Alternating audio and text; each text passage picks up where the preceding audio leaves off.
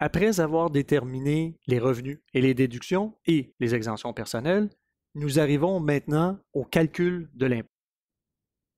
Le revenu imposable est donc composé du revenu total moins les above-the-line deductions.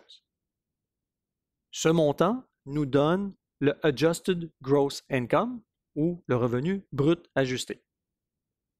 Par la suite, on vient déduire le plus élevé de 1. Le Standard Deduction ou 2. Les Itemized Deductions. On soustrait ensuite le montant des exemptions personnelles pour arriver au revenu imposable. C'est à ce moment que l'on utilise les 4 tables d'imposition qui sont déterminées en fonction du statut civil pour établir le montant d'impôt avant crédit. Il est à noter que les dividendes qualifiés et le gain en capital à long terme utilisent une grille de calcul spéciale afin de déterminer le montant d'impôt. Ceci est dû au fait que ces deux types de revenus ne sont pas visés par les mêmes taux d'imposition que les autres revenus. Nous avons vu dans une vidéo précédente que le dividende qualifié et le gain en capital à long terme sont visés par des taux d'imposition qui sont limités à 20 %.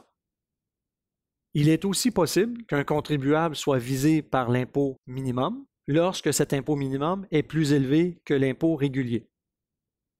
Il ne faut donc pas oublier de faire le calcul comparatif entre l'impôt régulier et l'impôt minimum. Finalement, le revenu des enfants peut être imposé d'une façon différente des autres contribuables.